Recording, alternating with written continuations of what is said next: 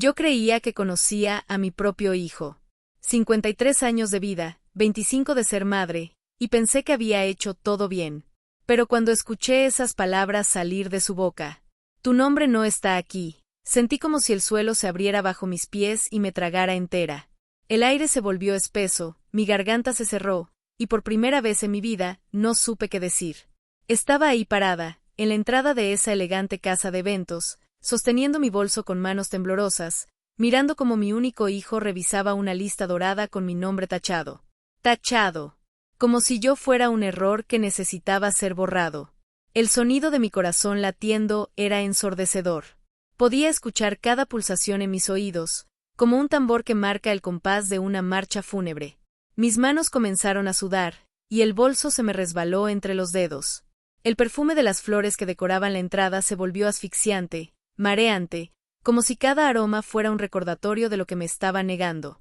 La luz dorada del atardecer se filtraba entre las hojas de los árboles, creando sombras que bailaban sobre el suelo como fantasmas burlándose de mi dolor. Todo comenzó hace 3 meses, cuando Santiago me llamó para decirme que se casaba. Su voz sonaba diferente, distante, como si hubiera ensayado las palabras 1000 veces antes de marcarme. Recuerdo exactamente dónde estaba cuando sonó el teléfono, en mi cocina, preparando mi café de la tarde, usando la taza azul que él me había regalado el Día de la Madre hace 5 años. La misma taza donde ahora se me derramaban las lágrimas mientras recordaba ese momento. Mamá, tengo algo que decirte, dijo, y yo inmediatamente pensé lo peor. Cáncer, accidente, divorcio. Mi mente se disparó hacia todos los terrores que una madre puede imaginar. El silencio al otro lado del teléfono se extendía como una eternidad. Podía escuchar su respiración entrecortada, nerviosa. Me caso con Andrea en diciembre, continuó, y yo grité de emoción. Literalmente great. Los vecinos debieron pensar que había ganado la lotería. Mi bebé, mi Santiago, finalmente había encontrado a alguien. Después de tantos años soltero, después de tantas novias que venían y se iban, finalmente alguien había logrado conquistar su corazón.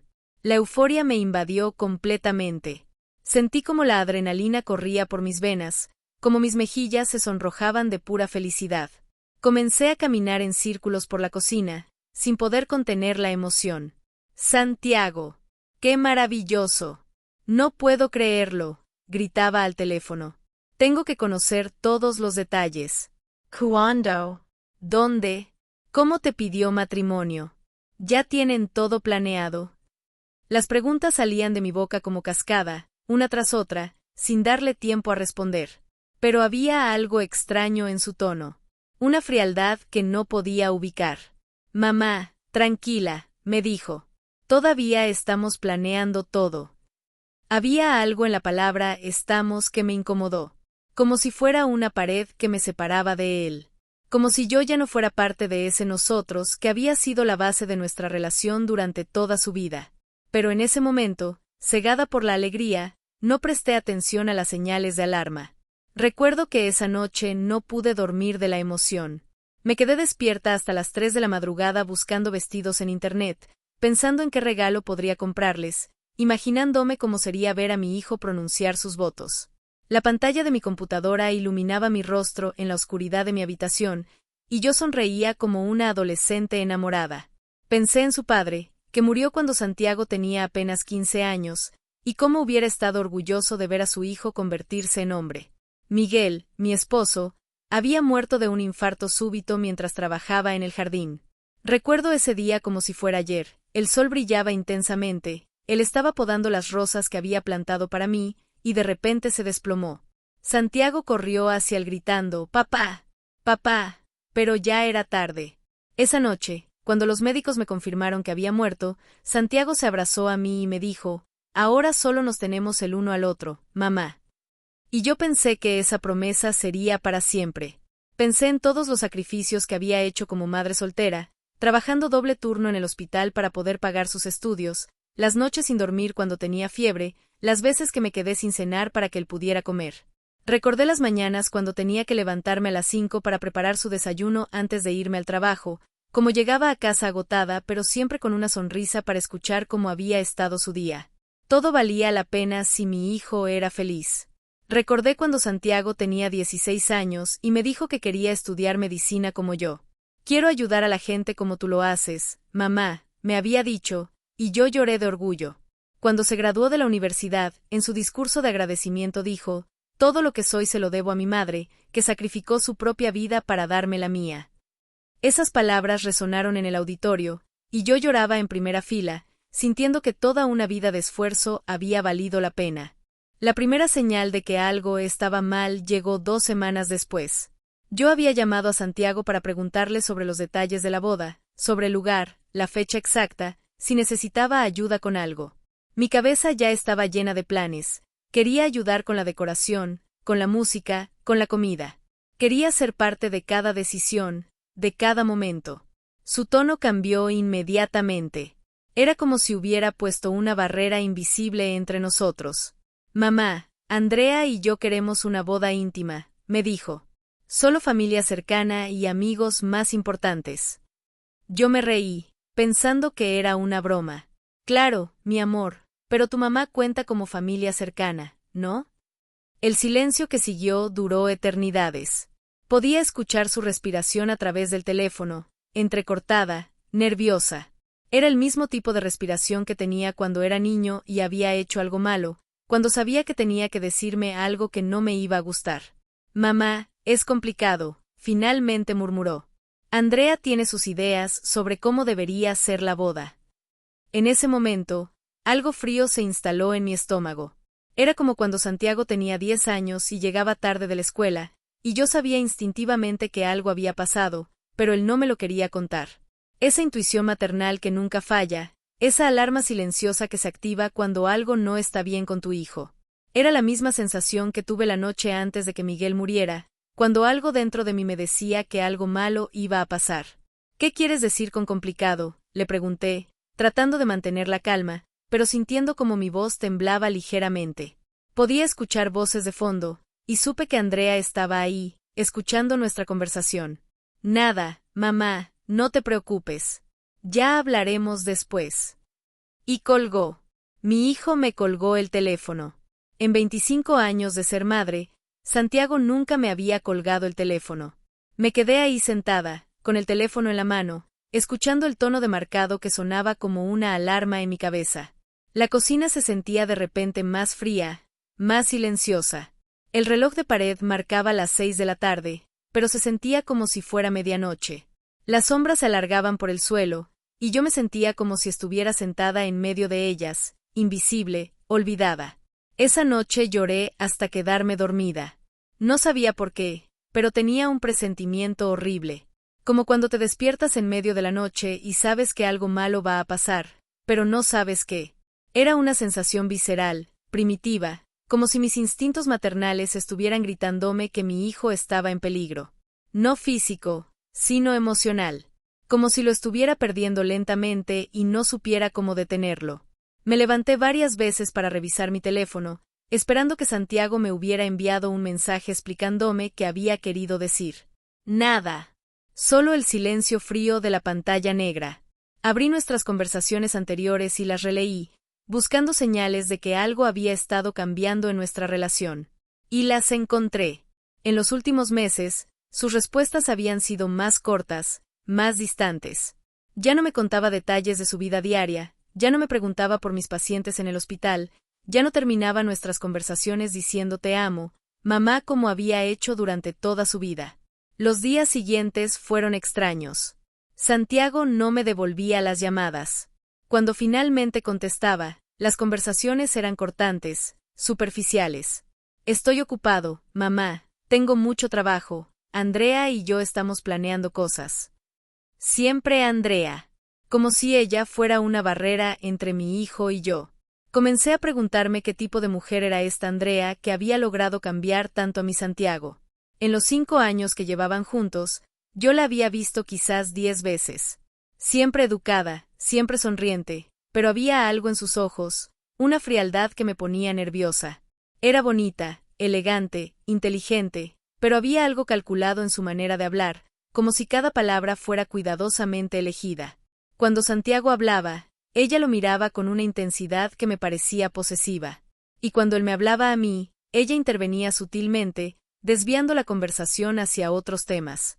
Recordé la primera vez que Santiago me la presentó. Habían llegado a mi casa para almorzar, y yo había preparado todos sus platos favoritos. Andrea apenas tocó la comida. Está deliciosa, me dijo, pero estoy haciendo dieta. Durante toda la comida, ella y Santiago hablaban en su propio código, con miradas y sonrisas que me excluían completamente. Cuando Santiago fue al baño, traté de entablar conversación con ella. Gracias por hacer tan feliz a mi hijo, le dije. Ella sonrió, pero la sonrisa no llegó a sus ojos. Santiago es muy especial, me respondió. Necesita a alguien que lo entienda completamente.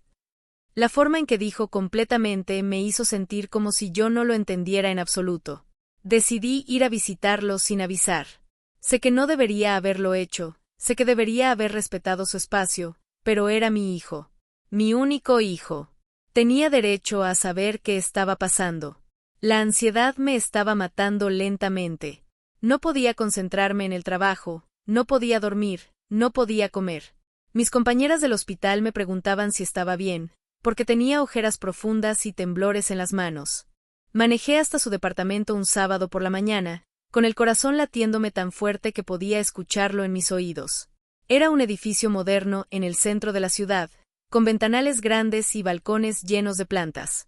Santiago siempre había querido vivir en un lugar así, con mucha luz natural. Recordé cuando era niño y me decía que cuando fuera grande iba a tener una casa llena de ventanas para que el sol entrara por todas partes. Cuando toqué el timbre, Andrea abrió la puerta. Su expresión cambió inmediatamente cuando me vio. De sorpresa a molestia en cuestión de segundos. Era como si hubiera puesto una máscara, como si hubiera activado un modo de defensa. Hola, Andrea, le dije, tratando de sonar casual, aunque mi voz temblaba ligeramente. Venía a ver a Santiago. Ella no se movió de la puerta. No me invitó a pasar. Se quedó ahí, bloqueándome la entrada como un guardián. Santiago está ocupado, me dijo, con esa voz suave pero firme que había aprendido a reconocer.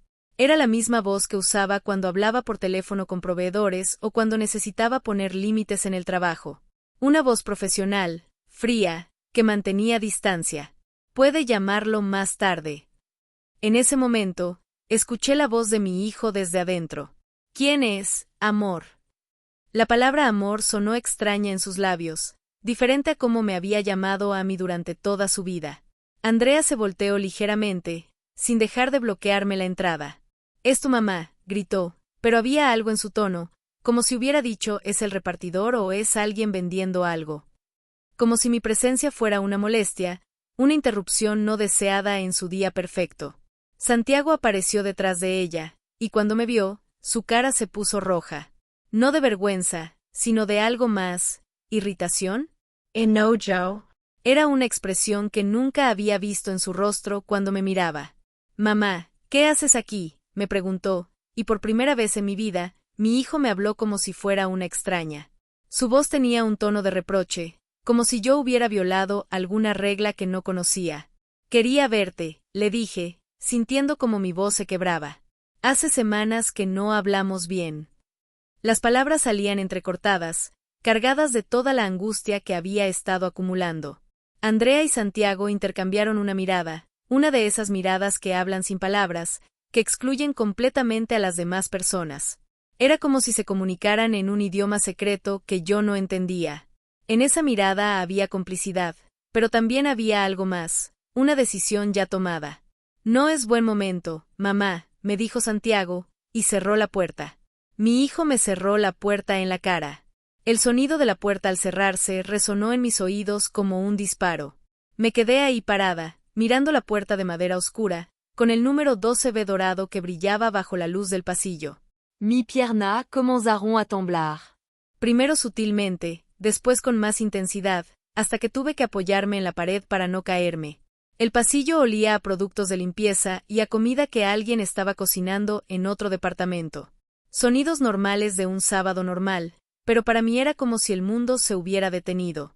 Caminé de regreso a mi auto con las piernas temblando. Cada paso se sentía como si estuviera caminando sobre algodón, como si el suelo no fuera sólido. No podía respirar bien. El aire se sentía espeso, asfixiante. Me senté en el asiento del conductor y lloré durante 20 minutos, con sollozos que salían desde lo más profundo de mi pecho. Eran sollozos primitivos, animales, como si estuviera llorando por una muerte. Y en cierto sentido, lo estaba. Estaba llorando por la muerte de la relación que había tenido con mi hijo durante toda su vida. La gente pasaba por la acera y me miraba con curiosidad, pero no me importaba. Una señora mayor se acercó a la ventanilla y me preguntó si estaba bien, si necesitaba ayuda. Estoy bien, le mentí, secándome las lágrimas con el dorso de la mano. Solo un día difícil.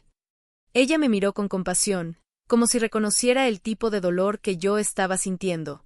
Los hijos, murmuró, y se alejó sin decir más, como si esas 2 palabras fueran suficientes para explicar todo el sufrimiento del mundo. Mi mundo se estaba desmoronando y yo no entendía por qué. ¿Qué había hecho mal? ¿En qué momento había perdido a mi hijo? Repasé en mi mente todos los momentos de su infancia, buscando el error, buscando el momento exacto en el que había tomado la decisión equivocada. ¿Había sido demasiado protectora? ¿Demasiado exigente? ¿Demasiado presente? ¿Demasiado ausente? Recordé cuando Santiago tenía 8 años y se rompió el brazo jugando fútbol. Yo estaba trabajando cuando me llamaron del colegio, y llegué al hospital corriendo, con el uniforme de enfermera sudado y el corazón saliéndoseme del pecho. Cuando lo vi ahí, con su bracito enyesado, llorando en silencio, sentí que mi mundo se venía abajo. No llores, mi amor, le dije, abrazándolo con cuidado. Mamá está aquí. Y él se calmó inmediatamente, como si mi presencia fuera la única medicina que necesitaba. Esa noche, Santiago me llamó. Su voz sonaba cansada, culpable. Mamá, perdón por hoy, me dijo. El hecho de que se disculpara me dio esperanza. Tal vez todo era un malentendido, tal vez podíamos arreglar las cosas. Andrea y yo estamos muy estresados con la boda. Le pregunté directamente si había hecho algo para molestarlo, si había algo de lo que necesitáramos hablar. Mi corazón latía con fuerza mientras esperaba su respuesta. No, mamá, no es eso, me respondió, pero había una pausa demasiado larga antes de hablar, como si estuviera eligiendo cuidadosamente sus palabras. Es solo que... Andrea piensa que sería mejor si la boda fuera realmente íntima. Ya sabes, solo los padres de ella y algunos amigos cercanos. Mi corazón se detuvo. Las palabras llegaron a mis oídos como si vinieran de muy lejos, distorsionadas, irreales.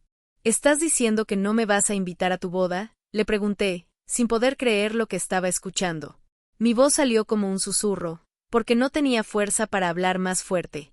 Era como si alguien me hubiera golpeado en el estómago y me hubiera sacado todo el aire. No es que no te quiera invitar, mamá. Es que Andrea, bueno, ella quiere que sea perfecto, y piensa que con menos gente va a ser más especial. Perfecto. Como si mi presencia fuera una imperfección. Como si después de 25 años de ser la persona más importante en la vida de Santiago, yo ahora fuera un estorbo en su día más importante. Santiago, soy tu madre, le dije, con la voz quebrada. Soy la única familia que tienes. Era cierto. Después de la muerte de Miguel, no teníamos familia extendida.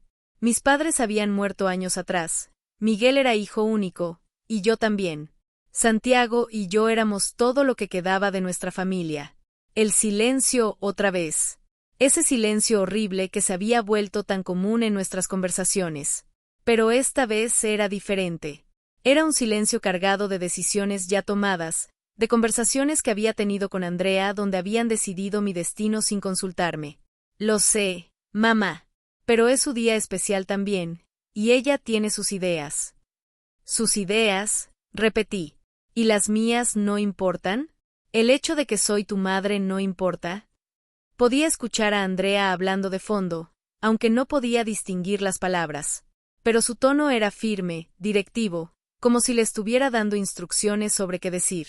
Mamá, por favor, no lo hagas más difícil, me dijo Santiago.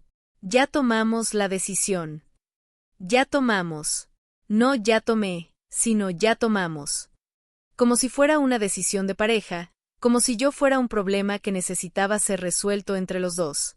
Colgué el teléfono y me quedé sentada en mi cocina, en la oscuridad, durante horas.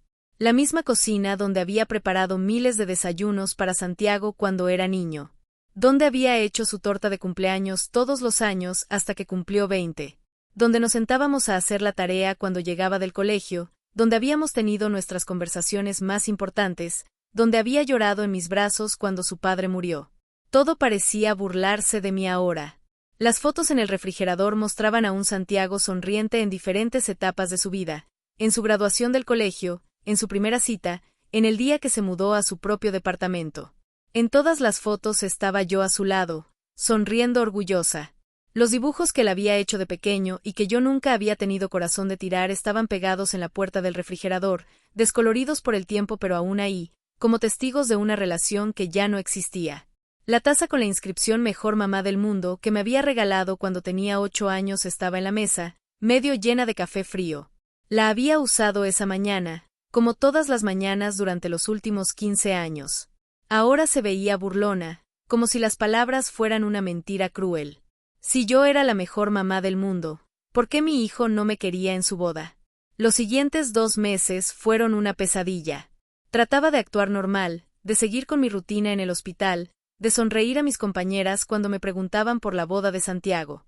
Todo va muy bien, les decía, forzando una sonrisa que no sentía. Va a ser una ceremonia hermosa. Pero por dentro me estaba muriendo lentamente. Cada día que pasaba sin que Santiago me llamara, sin que mencionara la boda, sin que rectificara esa decisión horrible, era un día más que me alejaba de mi hijo. En el hospital, trataba de concentrarme en mis pacientes, pero mi mente siempre regresaba a Santiago. Una noche, mientras cuidaba a una señora mayor que estaba internada por neumonía, ella me tomó la mano y me dijo: «Mija, ¿qué te pasa? Tienes cara de muerta». Me senté en la silla junto a su cama y, sin poder contenerme, le conté todo. Ella me escuchó en silencio, asintiendo de vez en cuando. «Los hijos son prestados», me dijo cuando terminé de hablar. «Uno cree que son nuestros, pero la verdad es que solo estamos cuidándolos hasta que aprenden a volar solos». Sus palabras me dolieron porque sabía que tenían algo de verdad, pero no estaba lista para aceptarlas. «Pero una madre siempre debe estar en la boda de su hijo», le dije. Ella sonrió con tristeza. «Una madre debe estar donde su hijo la necesite, mija. Y a veces, lo que ellos necesitan es espacio para crecer». Intenté hablar con Andrea directamente. Conseguí su número de teléfono a través de una amiga común y le escribí un mensaje. Me tomó 3 horas escribirlo, borrándolo y reescribiéndolo una y otra vez. Quería que fuera perfecto, que no sonara desesperado o manipulativo. Le expliqué que no quería interferir en sus planes, que solo quería estar presente en el día más importante de la vida de mi hijo. Su respuesta llegó 2 horas después. Era cortés pero fría, escrita con la precisión de alguien que había pensado mucho sobre qué decir. «Entiendo tu deseo de estar presente, pero Santiago y yo hemos decidido que esta es la mejor manera de celebrar nuestro amor. Espero que puedas respetar nuestra decisión». Respeto. Como si respetar significara aceptar que me excluyeran de la vida de mi propio hijo. Esa noche no pude dormir. Me quedé despierta mirando al techo, pensando en todas las conversaciones que había tenido con Santiago sobre su futura boda. Cuando era adolescente, solíamos hablar sobre cómo sería ese día. «Quiero que tú me acompañes al altar, mamá», me había dicho una vez. «Ya que papá no va a estar ahí, quiero que seas tú quien me entregue a mi esposa». Recordé cómo me había emocionado esa idea, cómo había llorado de felicidad imaginándome ese momento. Ahora, ese mismo hijo me estaba diciendo que ni siquiera podía estar presente como invitada. Una semana antes de la boda, no pude más. La ansiedad me estaba comiendo viva. Había bajado 5 kilos, tenía insomnio crónico, y en el trabajo cometía errores que nunca había cometido antes. Una compañera me sugirió que tomara unos días libres, pero yo sabía que quedarme en casa solo empeoraría las cosas. Manejé hasta la casa de eventos donde sabía que se iba a realizar la ceremonia. No tenía un plan, no sabía qué iba a decir o hacer. Solo sabía que no podía quedarme en casa mientras mi hijo se casaba sin mí. Había buscado la dirección en internet, viendo las fotos del lugar en la página web. Era exactamente el tipo de lugar con el que Santiago soñaba desde pequeño para su boda. Un jardín con árboles centenarios, una capilla pequeña con vitrales, un salón de recepción con ventanales que daban al jardín. El lugar era precioso, un jardín con luces colgantes y flores blancas por todas partes. Los árboles estaban adornados con pequeñas luces doradas que creaban un ambiente mágico, como de cuento de hadas. Había arcos de flores blancas y verdes, mesas redondas con manteles de lino blanco, y una pista de baile rodeada de velas flotantes. Exactamente el tipo de lugar con el que Santiago soñaba desde pequeño para su boda. Él siempre había sido romántico, desde niño. Recuerdo que cuando tenía 7 años me dijo que cuando se casara, quería que fuera en un jardín porque así su papá podría verlo desde el cielo. Las flores van a ser como un mensaje para papá, me había dicho con esa lógica inocente de los niños. Para que sepa que soy feliz. Ahora, viendo ese jardín perfecto, sabía que Santiago había encontrado exactamente lo que siempre había querido. Me quedé parada afuera durante 1 hora, viendo cómo llegaban los proveedores, cómo decoraban el lugar, cómo todo tomaba forma para el día más importante de la vida de mi hijo. Un día del que yo estaba excluida. Los trabajadores se veían felices, emocionados de ser parte de algo tan hermoso. Una de las floristas me sonrió cuando pasó cerca de mí. Va a ser una boda preciosa, me dijo. Los novios tienen muy buen gusto. Asentí, sin poder hablar. Cuando finalmente me armé de valor para acercarme, le pregunté a uno de los organizadores si podía ver la lista de invitados. Solo para confirmar que todo esté en orden, le dije, fingiendo que era parte del evento. Era un hombre mayor, con barba gris y ojos amables. Por supuesto, me dijo, con una sonrisa profesional. Aquí tenemos todo organizado. Me mostró la lista en su tablet, orgulloso de su trabajo. Ahí estaba. Una lista dorada con nombres elegantemente escritos en letra cursiva. Los padres de Andrea, Roberto y Carmen Vázquez. Sus hermanos, María Carmen y Roberto Jr. Sus abuelos, don Roberto y doña Carmen. Sus amigos del colegio, Ana, Patricia, Sofía, Gabriel. Sus compañeros de trabajo, doctor Ramírez, licenciado. González, ingeniero. Morales. Sus primos, Carlos, Elena, Fernando, Isabel. Sus tíos, Jorge y Cristina, Manuel y Patricia. 45 nombres. 45 personas que eran más importantes para mi hijo que su propia madre. 45 personas que merecían estar ahí, mientras que yo no. Busqué el mío con desesperación, revisando una y otra vez, pensando que tal vez estaba en otra sección, tal vez en una lista diferente. Pero no. Mi nombre no estaba. En ningún lado. Era como si yo no existiera, como si nunca hubiera existido en la vida de Santiago. Disculpe, le dije al hombre, con la voz temblando como una hoja en el viento. ¿No hay otra lista? No falta ningún nombre. Él revisó nuevamente, muy profesional, frunciendo el ceño con concentración. No, señora, esta es la lista final que nos entregaron los novios. 45 invitados exactos. El número se clavó en mi mente como una daga. 45. Como si fuera una sentencia de muerte. ¿Estás seguro? Insistí, sintiendo como las lágrimas comenzaban a formarse en mis ojos. No puede haber algún error. El hombre me miró con más atención, como si finalmente se diera cuenta de que algo no estaba bien. ¿Hay algún problema, señora? No pude responder. Mais dis-la-vous.